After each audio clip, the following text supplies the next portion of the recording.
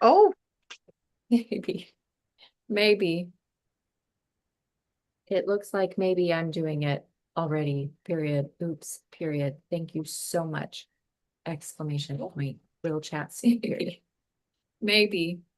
Oh, it looks like maybe I'm doing it already, period. Oops, period. Thank you so much.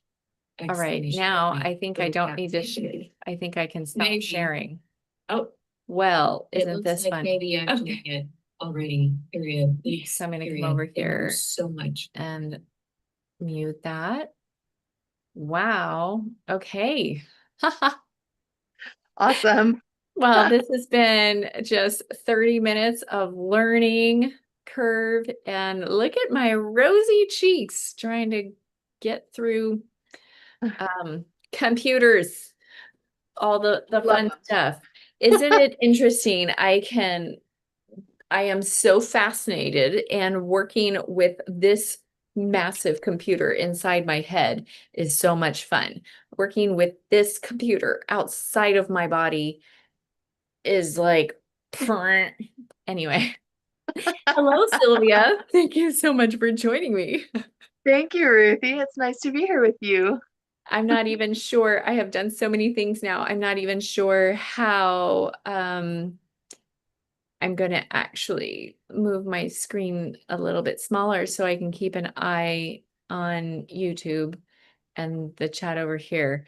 But okay, Yeah. so what brought me here, and I'm not even sure if it's over there or not, but I had a question from one of my viewers, and I'm just going to pull it over and read it because I don't even know how it's going to work if I share and all that stuff. So maybe another time I'll be able to.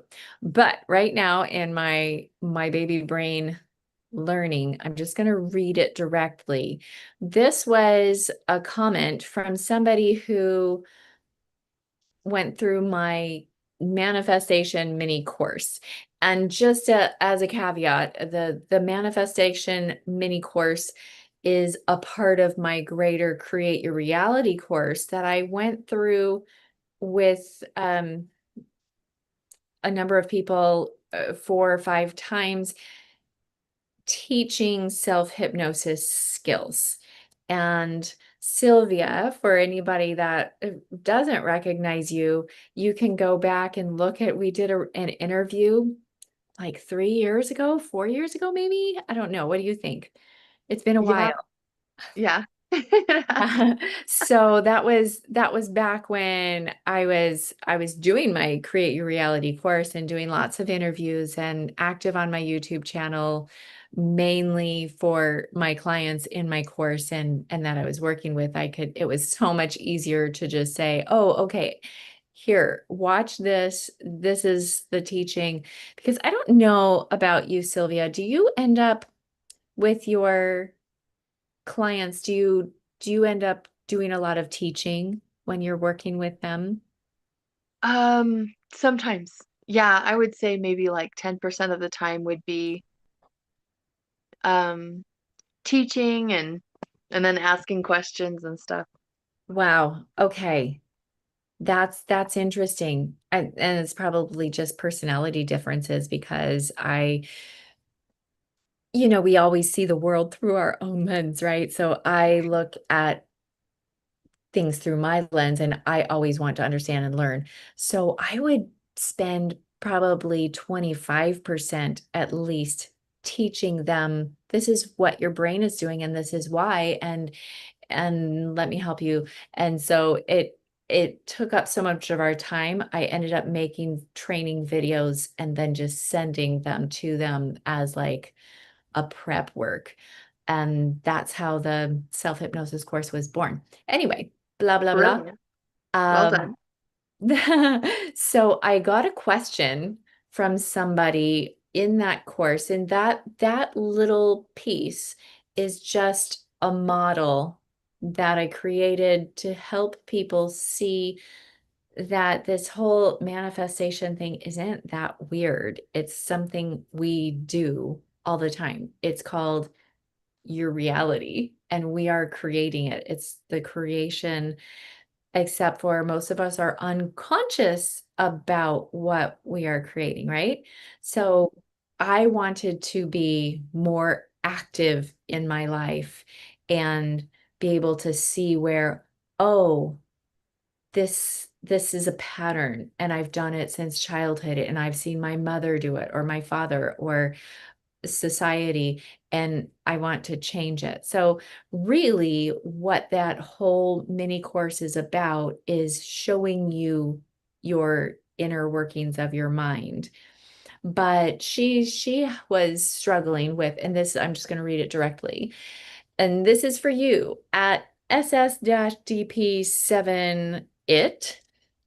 She says, well, yeah, we're talking about changing your thoughts, and where most people in the past, I think we're evolving, and in a lot of people are seeing now where it starts with our thoughts. But go backwards to the 90s, and it was, if you want to change your life, you have to change what you're doing something different. And what is that insanity statement? Oh, insanity is doing the same thing over and over and expecting different results. Yes, exactly. So this model kind of breaks that up and says, yeah, you're going to the action model, and it's you're still not getting anywhere. You have to go, or you're doing the white knuckle. I will get my goal no matter what. And so you get your goal, but then you slide back. That's why we yo-yo diet and all kinds of things, behavioral issues. So this was a look at how your thoughts are creating your reality. And so in explaining that, her response was, well, yeah, but you can do that and your limbic system or your mind will still bring it up, or your nervous system will make it unsafe to receive, which I don't see being discussed here, which she was right. And so, okay, now I'm going to come back over to where you're at. There we go. Okay, so it's true. I didn't have that, was not in that part of the training. That was in the successive videos. So for her, I just thought we were meeting anyway. By the way, Sylvia Dahlia is a master healer, hypnotherapist, intuitive, and she is my favorite person to trade with. When my brain is glitched or I'm feeling you went that cognitive dissonance, this is what I want and this is what is showing up and what is going on. Sylvia is the one that I call. So I thought we're chatting anyway. Let's just go live and chat about somatic healing because that's really what it's at. Which, can we talk about somatic for a second? That is like such a what's it's Like a all buzzword. a Yeah. buzzword. Thank you. Can you define somatic for me? Like what is this thing that everybody's all hyped about? Oh my goodness. Well, I wish I knew like the Latin root of the word or something, but it basically means that it's the thinking that happens in your body or it's your body's response to things. So, or it's in your body. So, I have a dear friend who has um a relative who has some psychosomatic uh, manifestations of trauma. And he has gone through periods where he could not walk and he couldn't. Um, anyway, it shows up in your body and when you have unresolved trauma or issues like that. And I know that you and I both, Ruthie, have had times when we've had a medical it seeming issue, but we know that it's deeper than that. Right. And Like we've done almost always. yeah. Yes. And then we've helped each other to find the root and we get rid of the root, like this emotion that's locked in the body, and suddenly we're free from the symptoms. Yeah.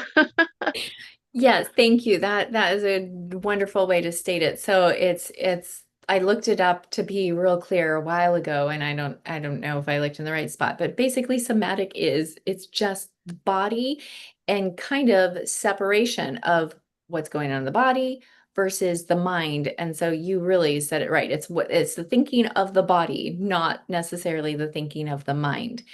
And so what she was saying is, okay, we have this model, and the model, I'm just going to tell everybody really quick. It starts with your circumstance that is a fact. And let's say, mm,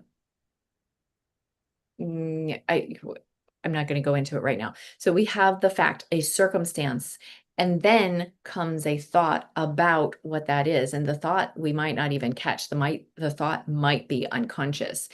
But because of that thought that's in there, we have an emotion, a feeling, a reaction. And based on that reaction, we have an action. Yeah. We react to the emotion or feeling coming up, and then we take action. And sometimes that action is inaction. Like, if Right. you're a freezer up person, that's me. I will freeze, I will shut down. So that inaction is the action. And then you have the manifestation from that. And in the video, in the training, I give the scenario of getting stuck in traffic because that is something all of us drivers experience traffic jams. So you're going 20 miles an hour and you have to get home. It is a fact. You can take a picture of your screen on your car. I am going 20 miles an hour. The person in front of me is going 20. I cannot speed up. This is my fact circumstance. And you have the thought, oh, this sucks, and now I'm going to be late. My babysitter's going to be mad. My kids have homework, dinners, all the things. And then you Mhm. get more and more frustrated. And you're at so the emotion is frustration to that thought. It sucks. And then maybe you get punchy with the gas and the brakes. You're mad at and so you hit the person behind you. Like, things can happen when you're acting out of that it sucks thought, where Mhm. and then your manifestation is, guess what, it really does suck, so more of the same. And that's how we More. say, when we have that problematic thinking, we get more of the same. And so we Yeah. interrupt that, and we put in what could be a better thought, Yeah. like pure acceptance. Here I am. This is cool. More me time. And that's how I take it. When I'm driving anywhere, I'm like kind of weird about it. I'm possessive. It's like, whew, I cannot clean anything.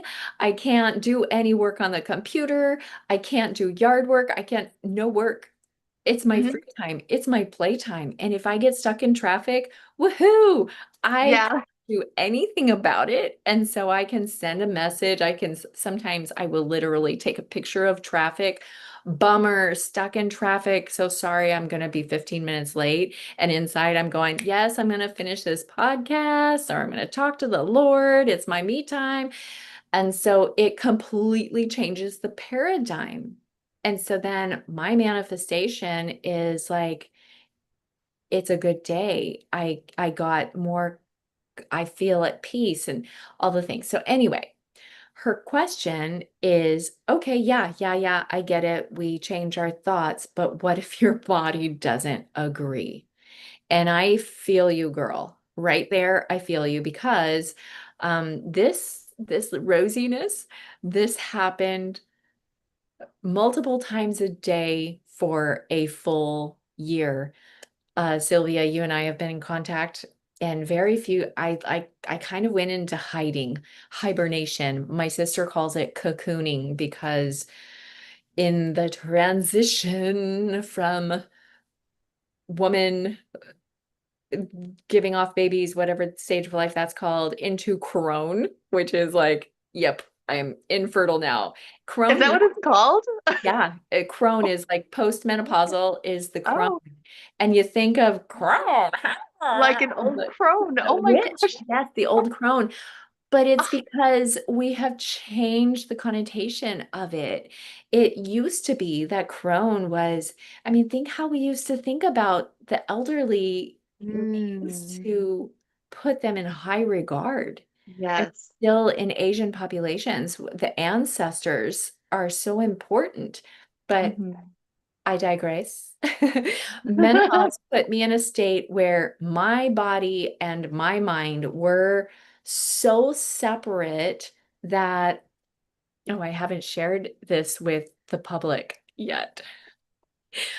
Sylvia knows because we've done work around this. I completely split Ruthie and Renee.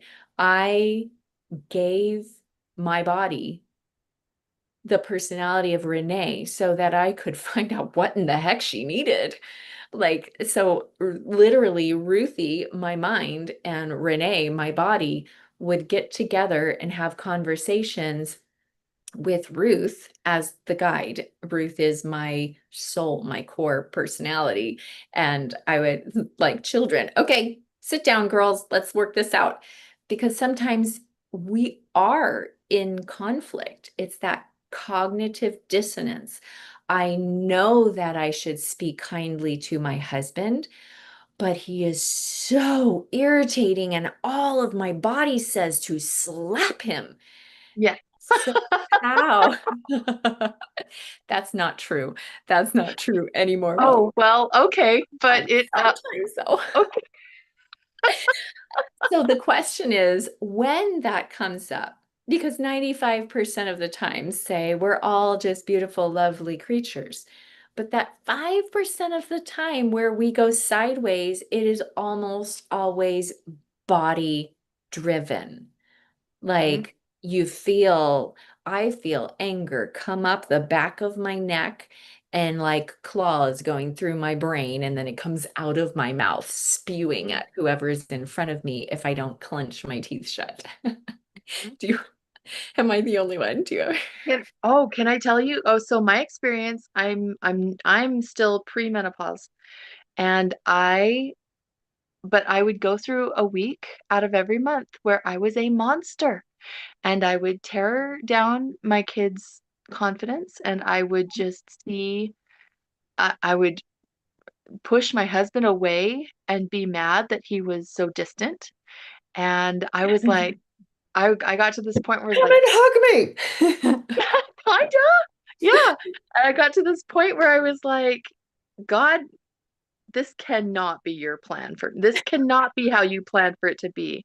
It cannot be your plan that I would tear down my family and rip it apart 1 week out of every four. That Yeah. can't be your plan. So I got to that point. So I you just kind feel of, me.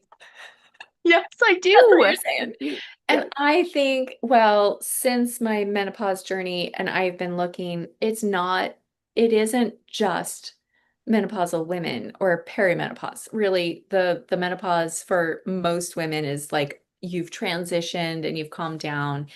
And still, a lot of women suffer needlessly. There are things you can do about it. And that's another discussion. If you want to hear what I've learned about menopause over the last year and a half, go ahead and put it in the chat, menopause discussion, please. And we'll do that. But today we're talking about our bodies and Yeah. how the somatic healing. We're actually in Utah. What is it? November 15th? I think Saturday, November 15th, we are doing somatic dance because we can only go so far cognitively.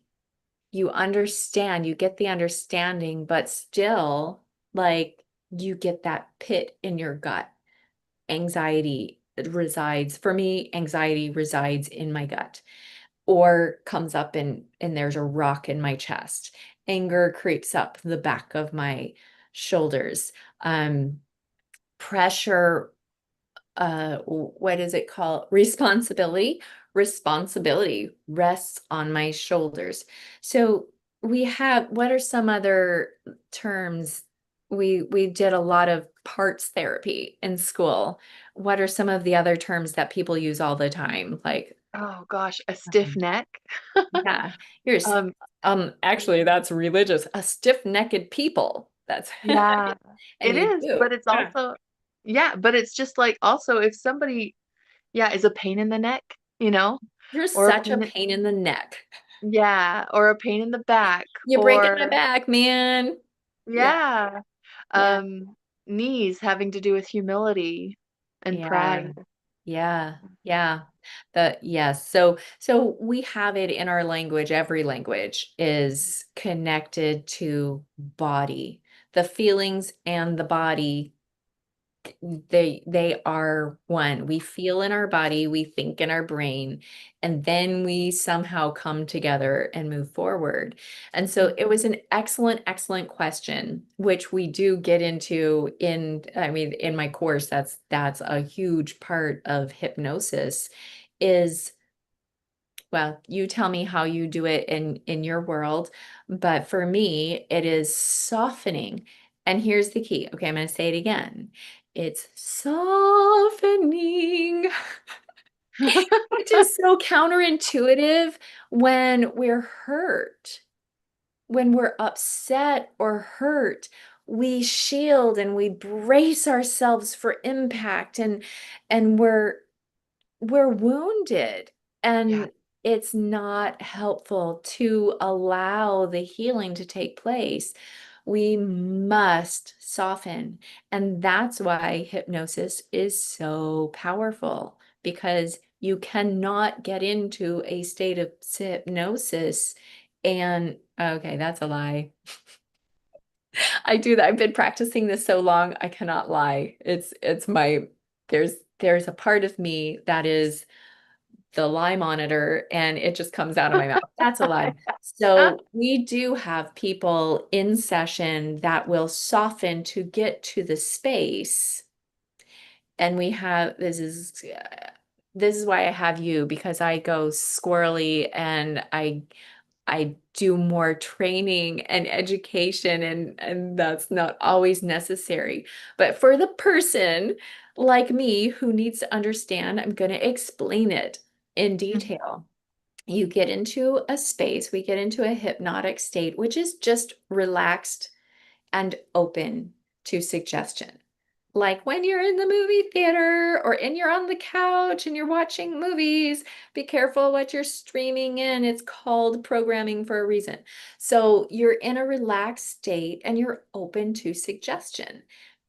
Now, if you're with a good hypnotherapist, guide, and so many people do hypnosis without calling it that. But if somebody is asking you to soften and feel and breathe deep and relax your mind, that is hypnosis. Mhm. And you should not be direct programming, in my opinion. Even if you want them to, I don't do it. I don't, there's things like, oh, and next time you feel like you're hungry, you're just going to pinch your ear and we're going to anchor this sensation and stop you from eating. That is not how I work. Plenty of people do, but I found out in my own crazy journey that we have our blocks and parameters for a reason. For instance, my incessant need to exercise and be thin and fit was saving me from diabetes. My Mm. family has genetic issues with the sugar system, insulin resistance. And so my sister ended up with type 2 diabetes. My mother died from blood cancer, which I didn't know until going through this craziness myself, was specifically connected to hormones, blood sugar. It's all connected. So anyway, that's besides the point. The point is that my my craziness, my obsessiveness was keeping me healthy. And Mm. so I never just go in and fully block something. I Mhm. always want the body to tell me, where did the what was the sensitizing event? Why are you doing this and how is it helpful? Because if it's not helpful now, it was always helpful at a time. There's always would you agree? There's always a reason for doing what we're Yeah. doing.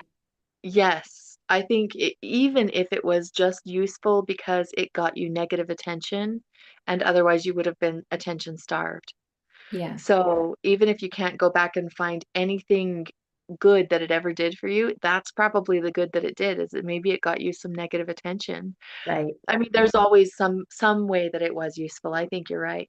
Yeah, so a lot of it is family of origin and talking to the wounded child, or in RLT therapy we talk about there's the wounded child, and the wounded child adapts. And so we call it the adaptive child. Good for you. You survived. You did what you needed to do to get what you felt like you needed. But now that you're an adult, it's no longer helpful. Now, what in the heck is this about? What am I saying? Oh, so you don't just shut off, you don't just tell people to shut off their behavior. Yes, it's Yeah. it's and some people do. And if that's the way you want to go about it, that's fine. But I have seen, because I've worked with a lot of people in the past, doing it that way because we learned that way a lot. I'm so grateful that Dennis taught us the longer version. Yeah. Um, I see these things on YouTube and of the hypnosis, and 10 minutes and you're bam and you're fixed, and that makes me go red flag, red flag, red flag. So we do the longer version, but it gets into the visceral parts where we are holding it. Who said the body keeps the score? Oh, that's the name of a book. Yeah. I forgot the author, but yes. Yeah. Oh, you know what? That's not her. Carol Truman, though, did The Feelings Buried Alive, Never Die. There's Never. lots of that just go to this same thing. The Right. tissue holds The memory. record, yes. And on a biblical level, some people say that that is the book of life. The book of life is our cells and Oh, our cell memory. yeah, And so the everything. brain and the stem, the tree of life resides within us. Well, and the book of life, so yeah, just everything that you've done will be written in your book of life. It's all Oh, recorded in your right. Of cells. course, yes. Yeah. Not only ours, but also our ancestors. The DNA has been handed down to us. Right. And one of the sayings that I repeat because it's so true, if you do not find the healing yourself, you will pass it on because it's locked in those cells. And so then sometimes it skips a generation or goes sideways. There was a story about a boy who was an amazing soccer player or baseball player. He was sportsy, and then he went to college and got riddled with insomnia. And not only insomnia, but he was freezing. He all night long, he could not get warm. And do you know what story I'm talking about? Yeah, Yes, this I is do. family of origin stuff. And he went to a therapist that works with the body and traces things back, and ask your parents what was the story. And one of the parents had a sibling who froze to death, At was that going age. somewhere, and the family just didn't talk about it. But it was that age. And so it just like it's locked in the cells and it comes out. So, Yes. how do we unlock it? That is the question. How do we get our body congruent with what we're doing in the mind? And Yeah. that's what, now that we've been talking, I don't know how long, but we're going to get to the meat. You're just joining us. We're talking about somatic healing. How do we get what we learn about what we figure out? Oh, I'm doing something that's not helpful. I'm going to change my thoughts. I'm going to change my actions. But how do we get our body to agree? Right. Okay. So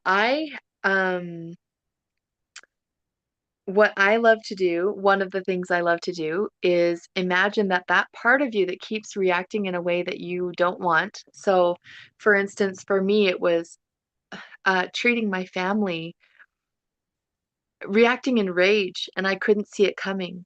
And I took parenting classes, and I even worked for a parenting training company and read all the books, and I couldn't. I knew everything. I knew everything, the right thing to do. My head was on board. But in the moment when the time came, my limbic system took over, my lizard brain took over, and it was like the flip of a switch. I couldn't see it coming.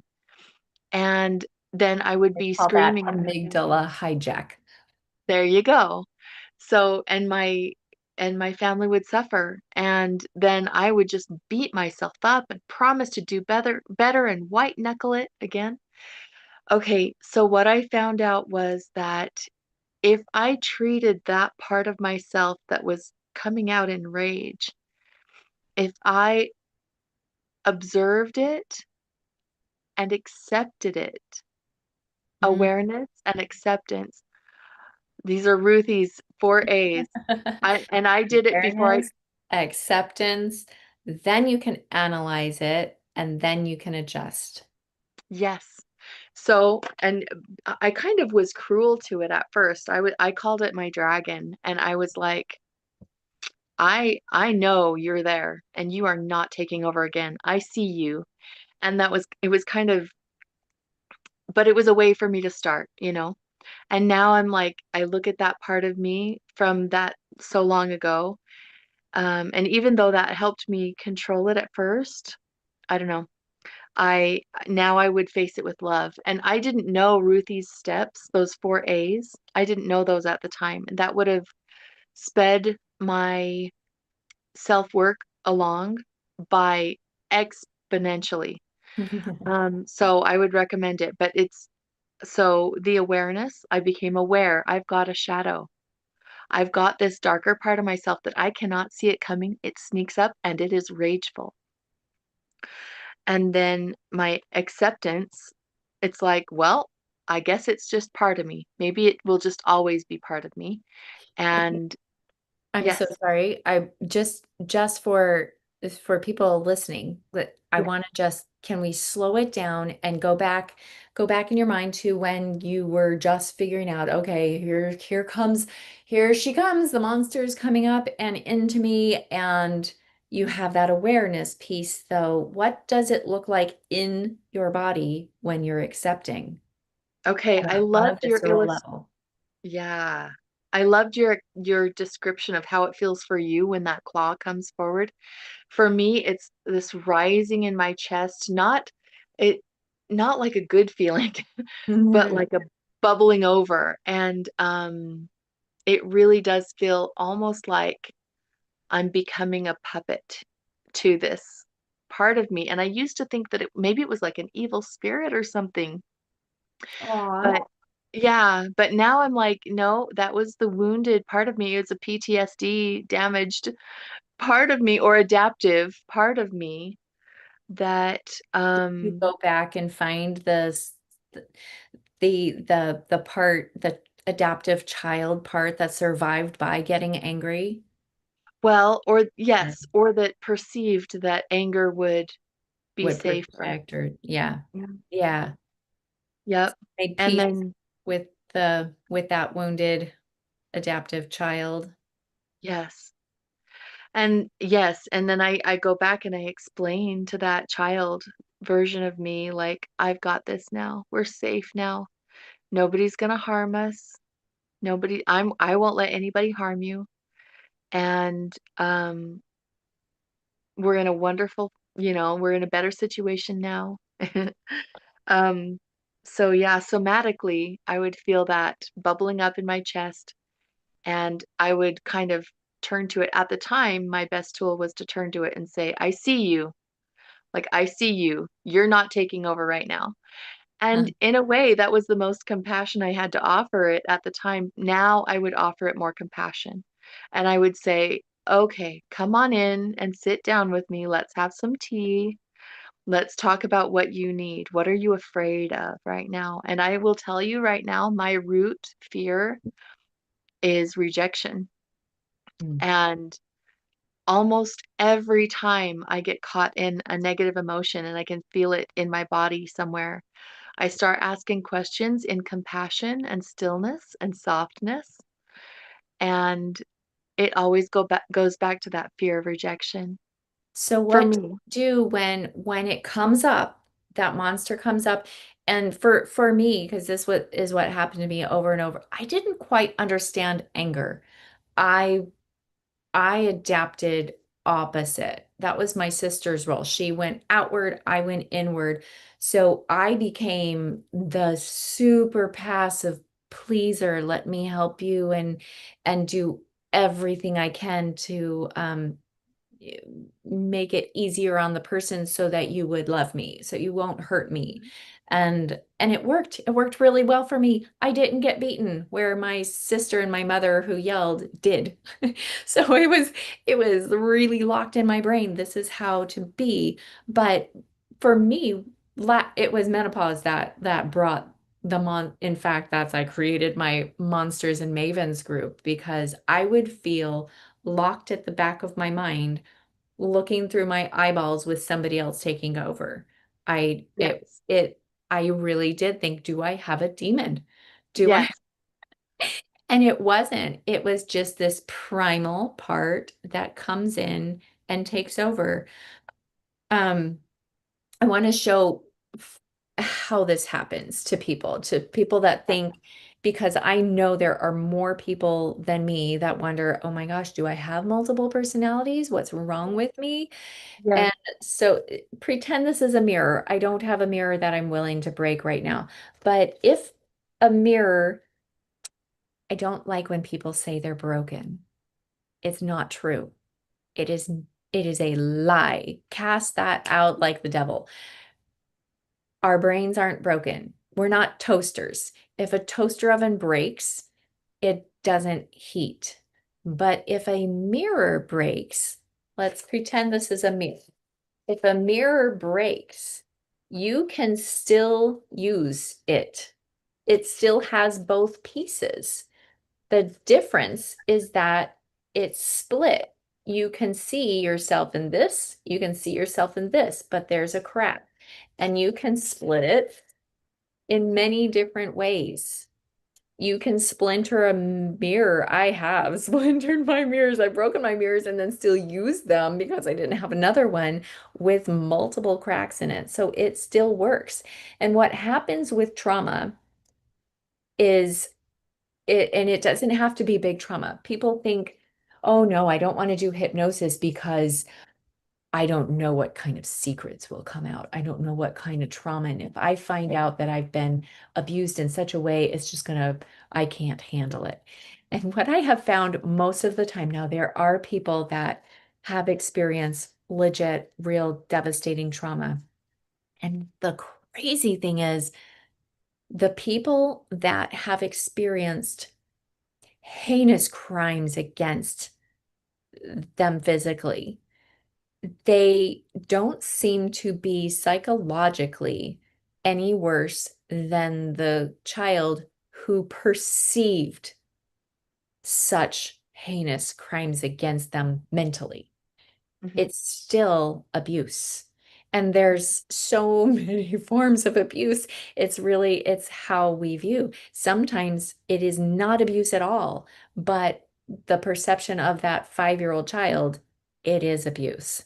And if it Mhm. feels like abuse, it's abuse until you go back in and change the dialogue. So what happens is if there is trauma, and there is something that your psyche believes is too much to bear, or you're ashamed. I did this bad thing. And it could have been a bad thing done to you, but you still know innately I'm just going to go with rape. A little girl is raped, and she knows in her little heart. She's seen and heard all the things, and I'm going to wait and for my husband, and we're going to be in love. And then that doesn't happen. And now she feels dirty and she kicks that part out. She cuts it off from her psyche. And there's part of her that had to become something else to survive. Oftentimes, we hear stories of children that have been abused and they're not even in their body. They turn around and look at the wall. They don't even want to watch what's happening to their body. So um, they're splintering off a part of them elsewhere. And that's what happened to me. I had this split. And so I had Ruthie and all of my childhood memories, and they were too much, and I did not like that person. And so I split and became Renee, my middle personality. Nope. It's actually my middle given name. But it became my personality. I come People that know me from middle school and elementary school, the quiet, shy wallflower, so shy that in kindergarten, when I got to take the attendance to the office, it was everybody wanted that, and it was such an honor. I didn't know where the office was. And I was too scared or embarrassed or shy to ask my teacher. So I took it outside and I put it neatly on the side of the hallway and I walked home. That's how shy I was. Can you even imagine me being Yeah. that shy? Oh my gosh. Oh, Because I oh, that's so crossed funny. over. I met my best friend, Janae, and she was out there and wild and bold and loud. And the part of me that was congruent to that came out and said, yes, me too. And I named her Renee. And I had a complete personality shift. So, what happens is we do just that. We adapt, we survive, and we split. And so, there literally is different parts of us. And if there's no need for that part to come forward and protect for whatever it was needed for, it just stays dormant. Have you ever, okay, so I like to use this analogy for people when you know you're not in your adult mind. Hmm. And we can tell so easily. You'll be having a conversation and then all of a sudden whoever you're talking to is acting like an 8-year-old. And you're like, seriously? You're an adult. What is wrong with you? Yeah, you can. I used to, sorry, Nick, I'm gonna call you out. When we first, my ex-husband, when we were first married, not first married, when we had 3 little children, you can't judge your parenting skills by the easy kid. You judge them by the difficult child. And he Mhm. would butt heads with Colin because Colin was so much like him. And I found myself all the time in the kitchen going, listening to him say, well, he blah, blah, blah. And I'm going, he's 6. You're Yeah. 30. What? What? I couldn't understand.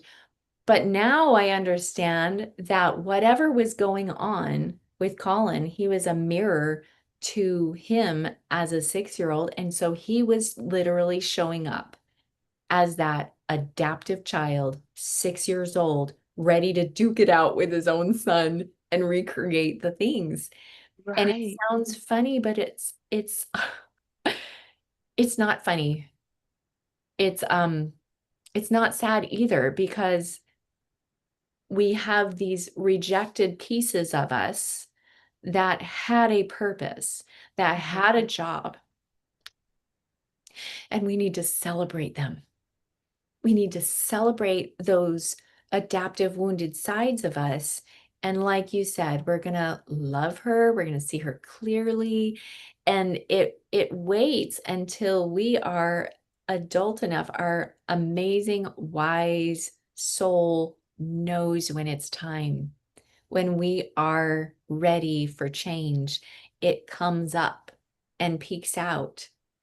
And so, my friends, you already know this, Sylvia, but my friends watching, if ever you find your way to our channel, if this is you, if you find yourself overwhelmed with this demon or dark side, or where did that come from, or who is that? Why are you acting like a child?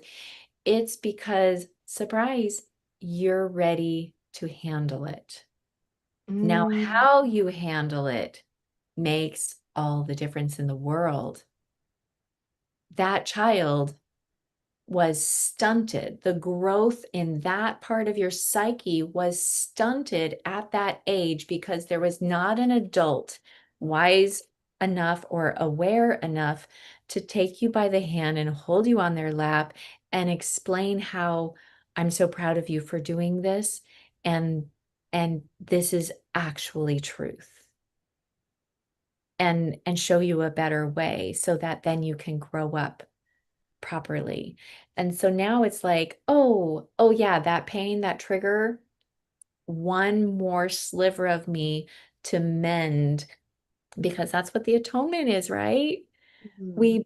We repair, we mend, we give grace, and then that little child just goes whoop, it just grows up with the Yes. rest of us and we what is that called? Integration. Integrate. Yeah. Yes, we integrate. So at the end of every session, we get to integrate fully, stronger, wiser, more intelligent, and beautiful together. And we see this, oh my gosh, we're still not talking about the body. It's just so much fun. Okay, for me, body, very simple. Relax. To get your body to allow what your mind is showing, what your mala mind believes to be true, you must be open to receiving it. And I did this in my forgiveness class because forgiveness gets so confused all the time. Where I should not have to forgive them. They were in the wrong. I did nothing wrong. You do because as long as you're tight-fisted and that goes with every cell in your body, wherever you're holding the tightness. As long as you're tight fisted, you cannot receive what God wants to give you in place of the pain. You're holding that thread. I would show it this way. So here is the perpetrator who hurt you, and it goes all the way along to you, and you're holding it, a stab wound in your heart, and you're holding it and holding it because you refuse to forgive. It won't let go. It won't let go no matter what they do or and it doesn't matter how they could have already let it go and you're still holding the knife in your heart.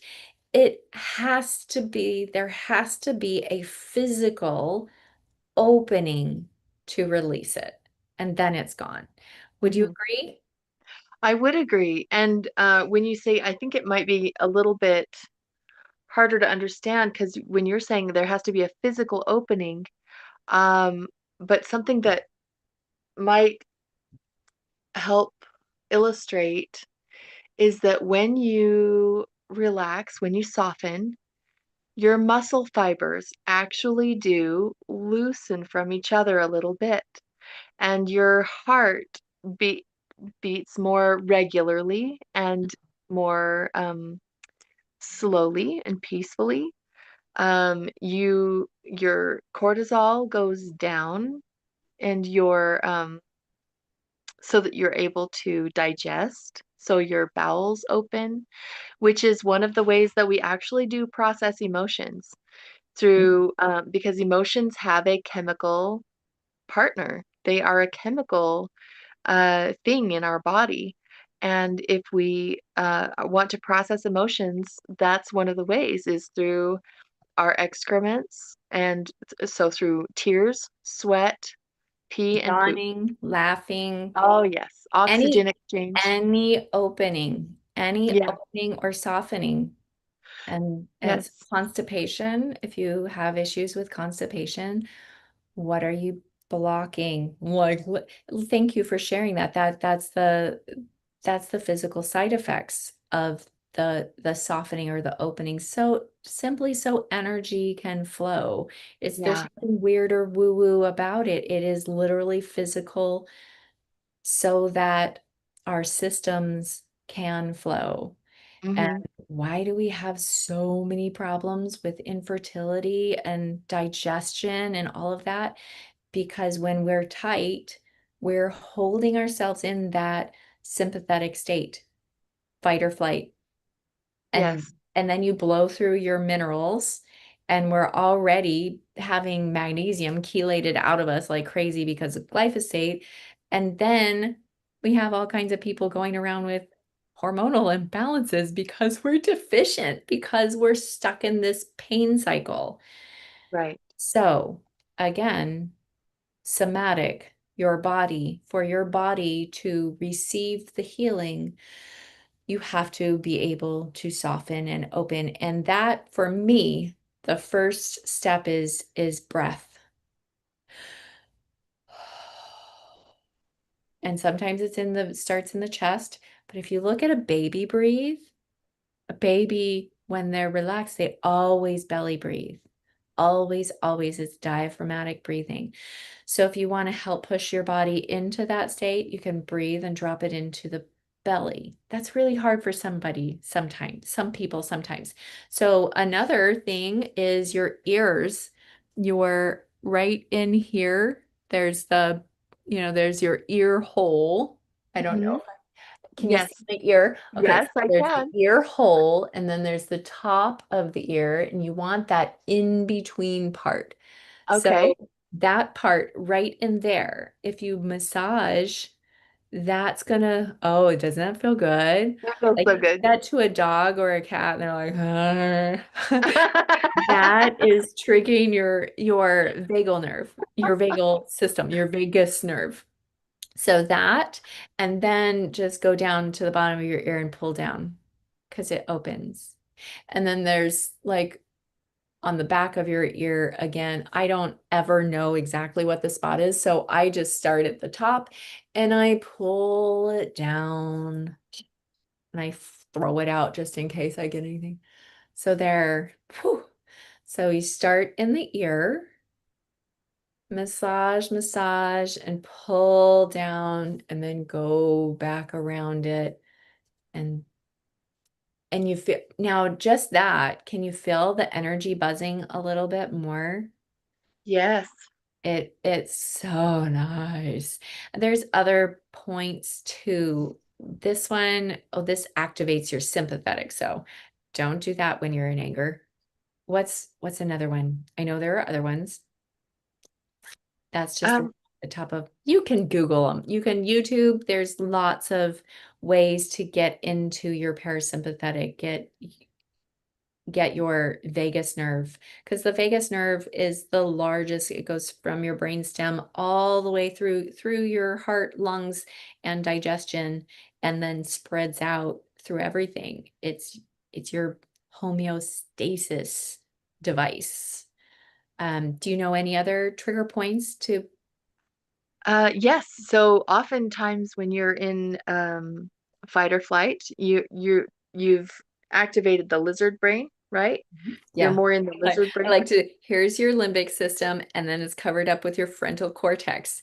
And when you're in fight or flight, you get amygdala hijack and you're Okay. below your top.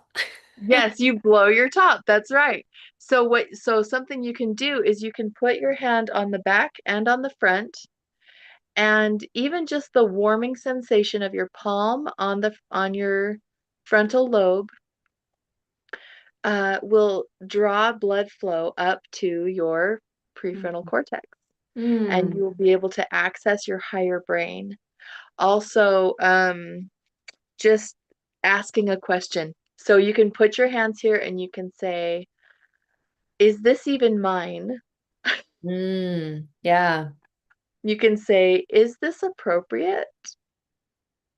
You can say, "Am I in danger? Or am I actually safe?" Yes. Just Or asking. how am I safe? How do Yeah, how do I know I'm so safe? If you cognitively know there's not anything right. attacking, I like the affirmations to get Hmm. your brain to work on it. Yeah. So I suppose you could say things like, "Why is it so easy to feel safe so quickly?" Yeah. Yeah. Things like that. But just asking questions draws the blood flow back up to the front and That's activates. interesting. John he would, when I had migraines, he would just hold and his hands are always so hot. He would just hold my head and I would just melt into him. Yeah. Yeah. That's a great one. Also tapping, find Hmm.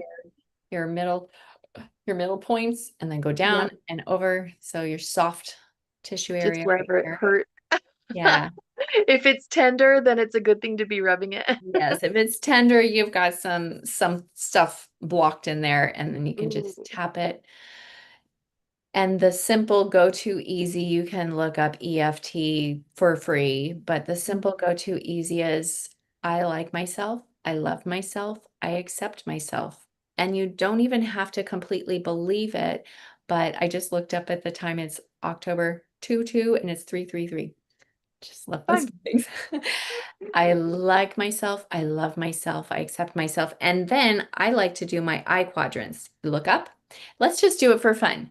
So if you're Okay. watching and we're doing the helping our bodies calm, we're just going to do this while you're tapping. Look up, straight up. I like myself. I love myself. I accept myself. Accept myself.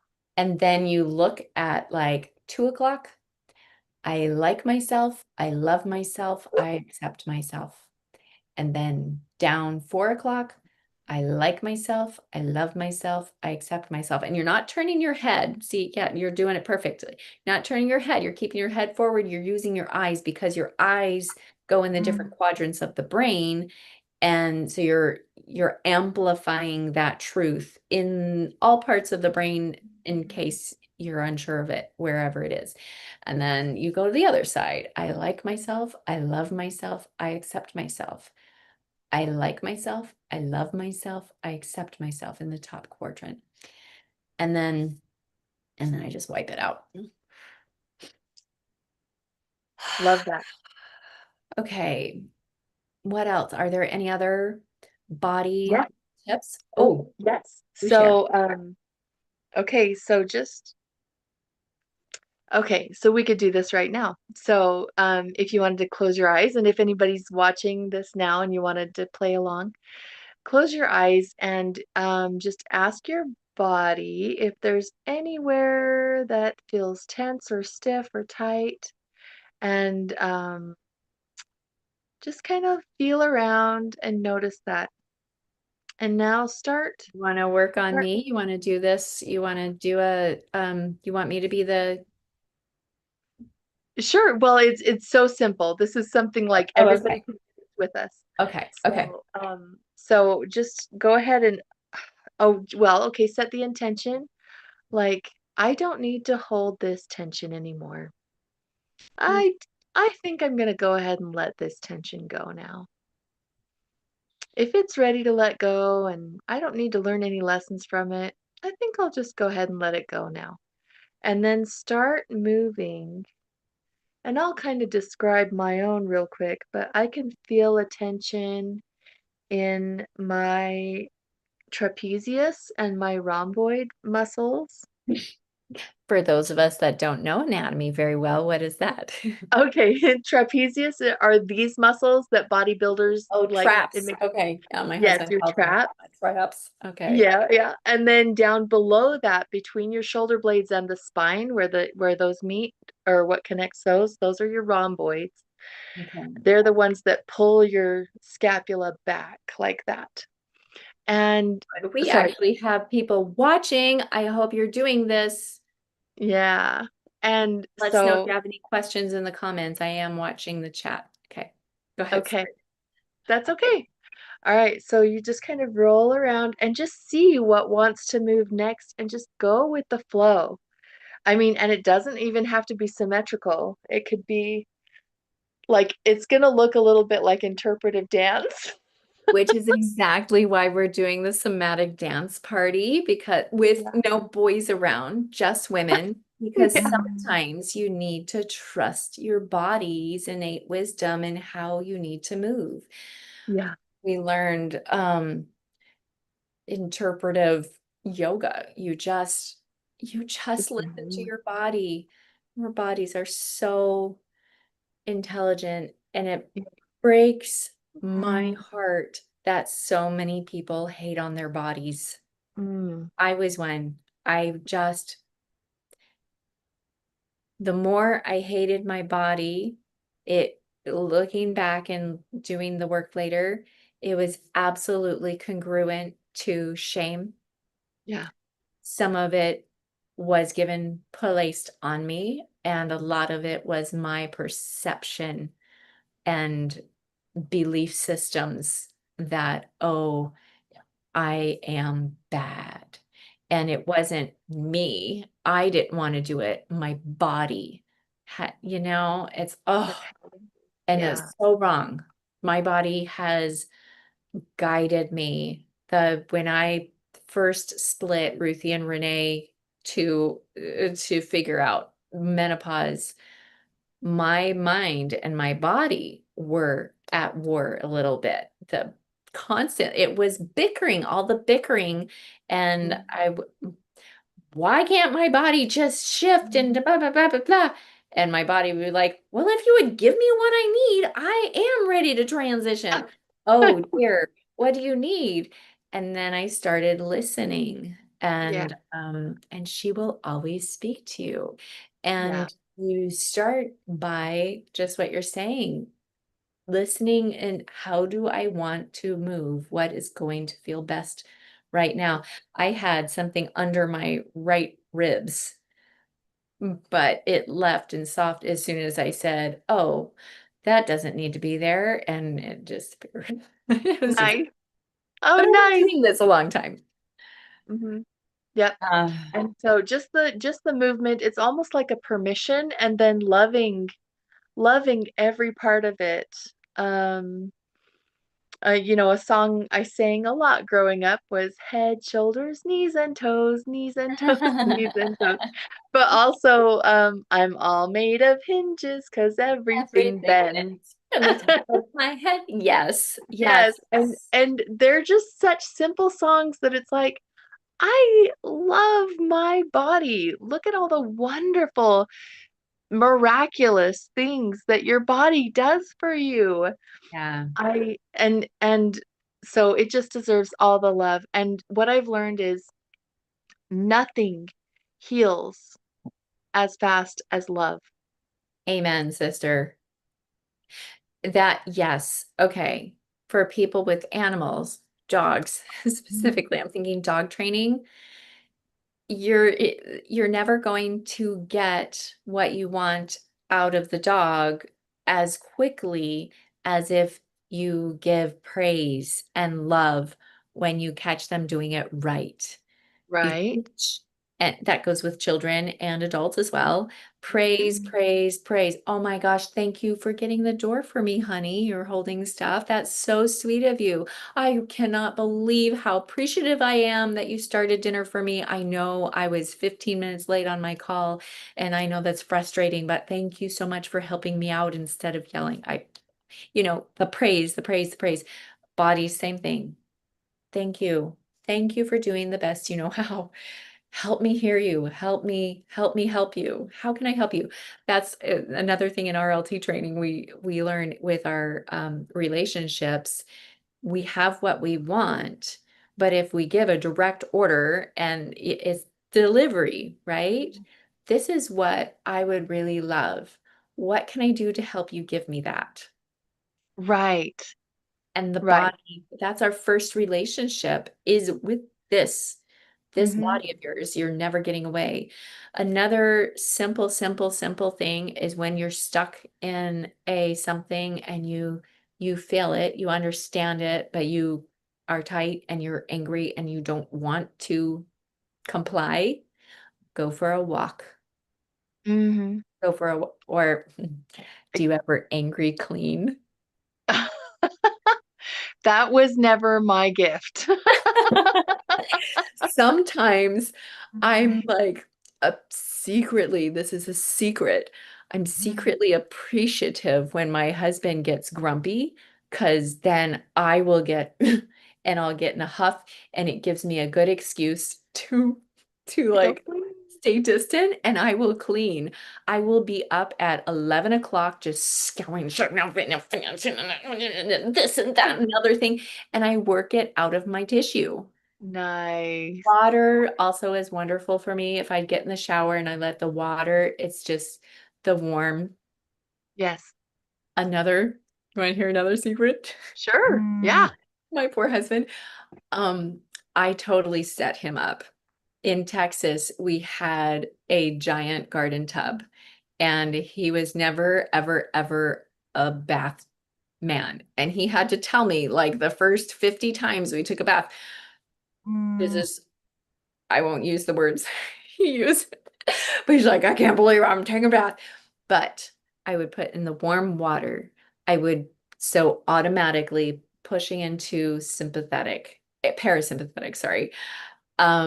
I would add essential oils. So you're adding in the sense olfactory nerves, and I would put things that were calming, and and then I would put in magnesium salts. Again, calming. So I set the stage to have a conversation with my husband so that mhm, I would be calm and he would be calm.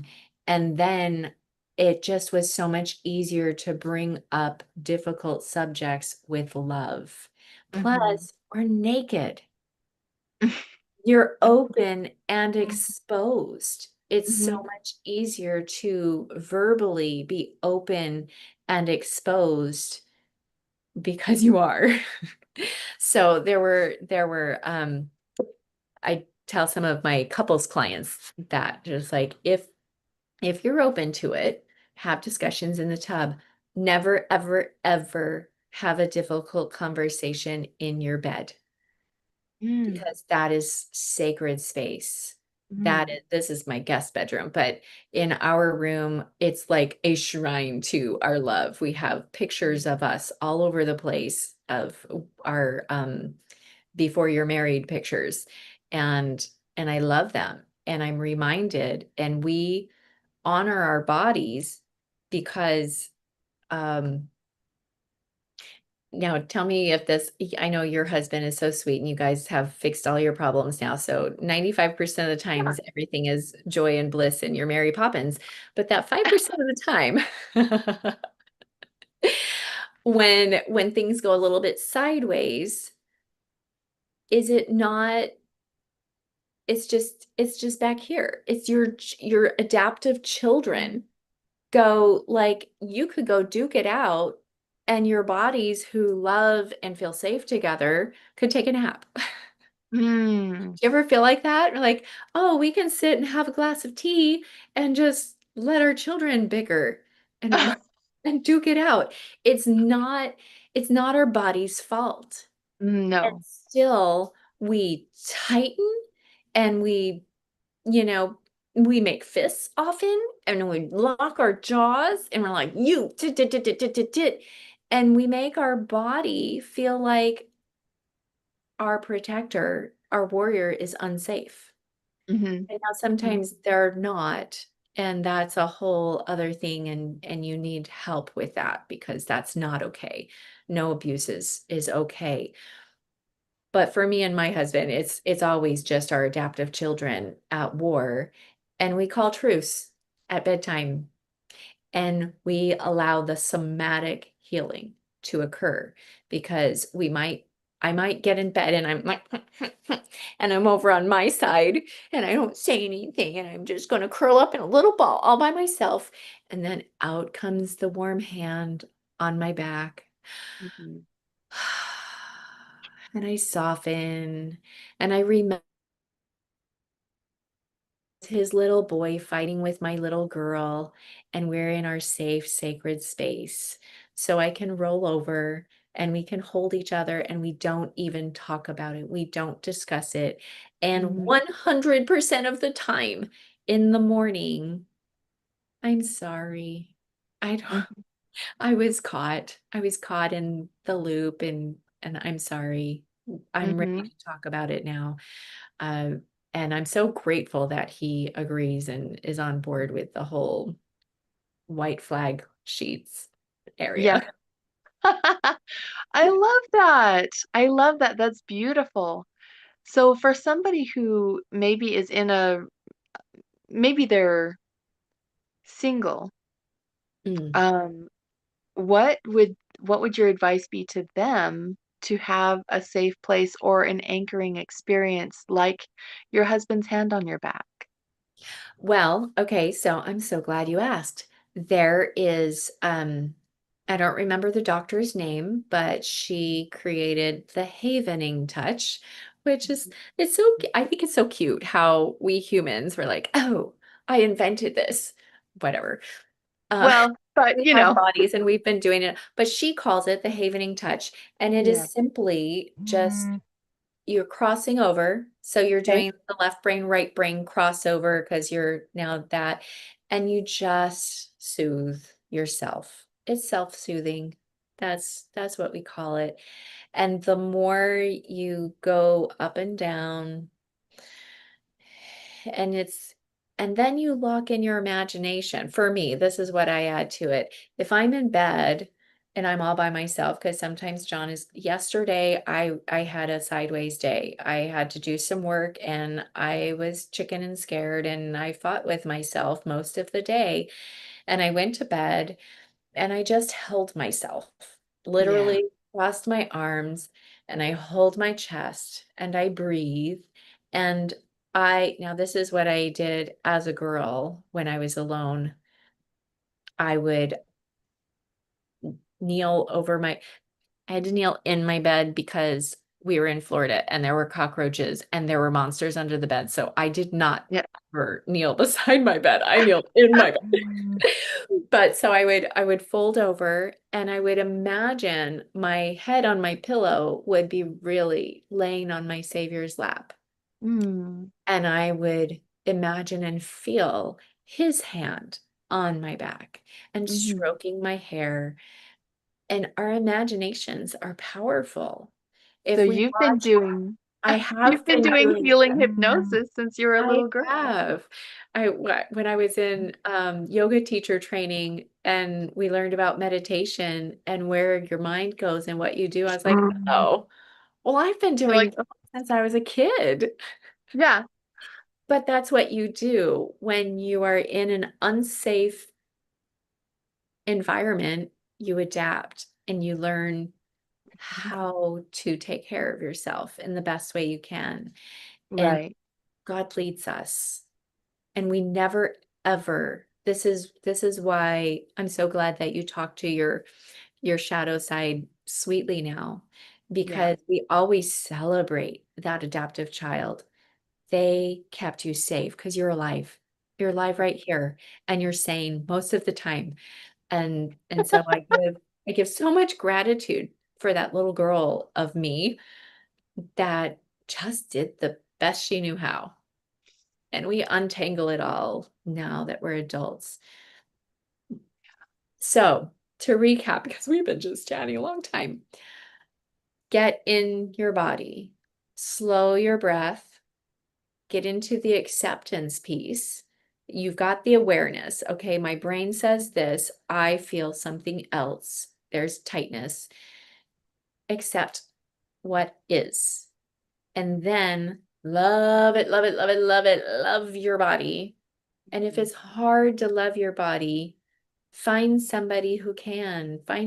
I feel like we should have hugging centers and with rocking chairs with grandmas that are just there all the time for people to Yeah. come in and be held. I have literally held clients before on my lap because they never had it. Oh.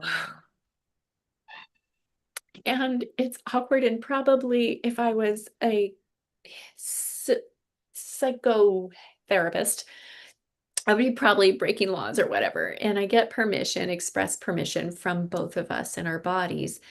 But sometimes we just need that human touch. And so, yes, hold yourself, imagine the Lord with you, do what you can. But oh my golly goodness, be brave enough to find somebody like social media. If you put out on social media, I'm just feeling really low and I need a hug. Is there anybody that could just hold me? Just hug me and make sure they're safe. And I again derail. Okay, so in the body, movement. How does your body want to move? Honor what your body tells you. Listen, follow, move your body. Try getting your vagus nerve, pull it down, tapping, and then Google, search on YouTube, physical ways to drop into the parasympathetic, ways to activate the vagus nerve, somatic healing exercises. There are gajillions. So if you're Hmm. still here, thanks for listening to us. So glad to be here. And if you have any questions or thoughts or anything else you want us to chat about, we're going to just make this more often, happen more often because I love you, Sylvia. You have been so helpful to me in my healing journey, and I just want to publicly give you gratitude for that because man, last year I just didn't even know how I would make it through or how long the the tunnel would be, how long the cocooning would take. And it's so important to have loving women in your life and by your side. Yeah. We all need surrogate mothers and sisters. And thank you for being that for me. Oh, Ruthie, you're such a beautiful person and such an inspiration, and thank you for staying connected with me and for helping me grow too. Aw, all the time. Always, always. Well, Yeah. any last Yeah. thoughts for anybody that might be finding us? I would love to tune in for a second and see if there is something that Oh, is that. yes. Yes, because Sylvia's, I'm so good with this. You I'm are a wealth of knowledge. I'm Wealth of I knowledge. get sticky in the energy between people. So, but okay, I'm gonna let you put out your feelers to um oh, there are even two people watching. See if you can connect to those two people. If they're open to it, yeah. And so I'm getting something like it feels like a neck brace or a turtleneck, sort of a sensation, and it's kind of rising and it kind of goes up over the back of the scalp, and it feels like it is happiness and peace, which is good. Um, and we want to give it permission to spread, but it feels like it is getting stopped kind of at the ears and at the face. And it is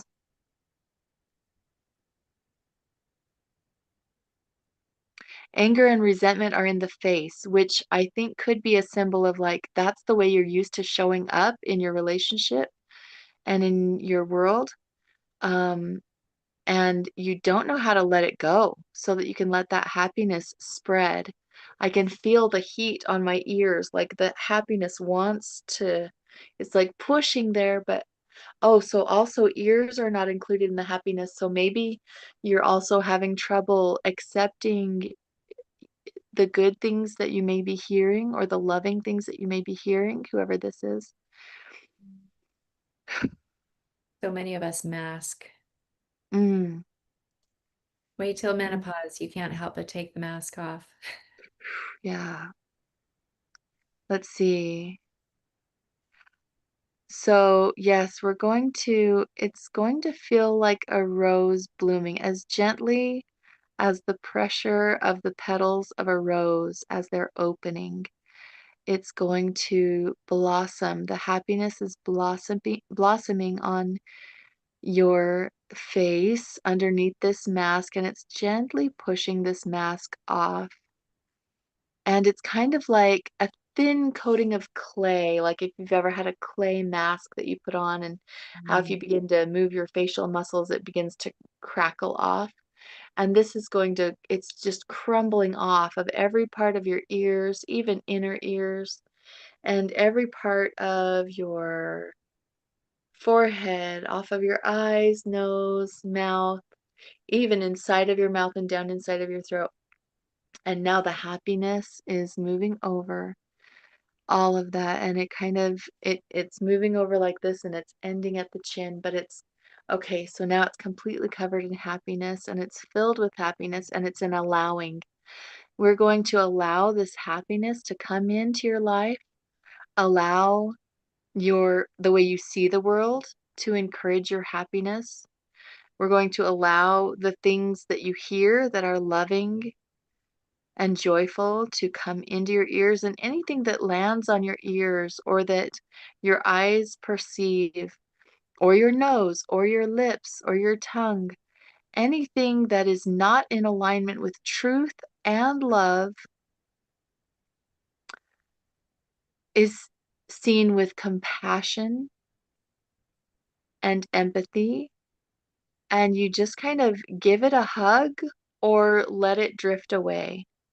It just doesn't land. I give you permission to accept this belief that it just doesn't land anymore.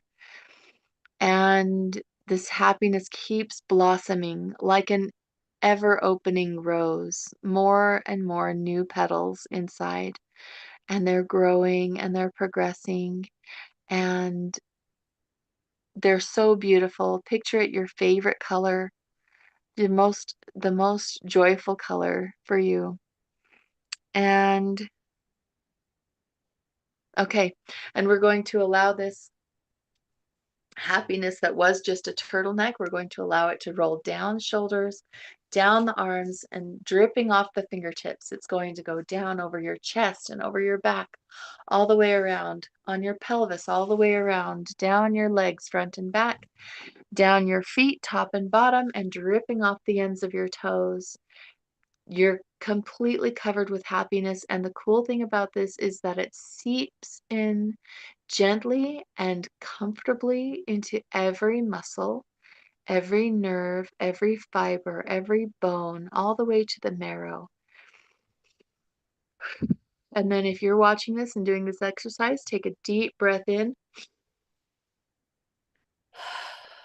and kind of blow it out, and do that as many times as feels good.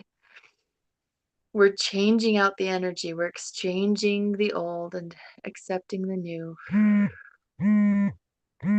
And there we go. There's our Okay. time. Yeah. Whoops. That Sorry. was so perfect. Thank you. Thank you so Yeah. much, Sylvia. That's congratulations, everybody. You got an amazing freebie there. Sylvia is so skilled, and we have decided we're actually changing this channel. It's going to be the Karma Collective because there are lots of people like me and Sylvia who just love what we do and we want to share. And so it's kind of like tithing. You will give a percentage to the wealth for everyone to share. And so this is going to be our karma, our tithing piece. We're going to come on more often and share meditations, trainings, live coaching. If you want to be live coached, drop your name in the comments and we'll figure out how to get in touch with you, or you can find one of us on, we're both on Facebook, Sylvia Dahlia, and you can be coached live for free. Otherwise, get in touch with us to have a one-on-one session. But thank you so much for all the sharing. I hope it was helpful for some, and until next time.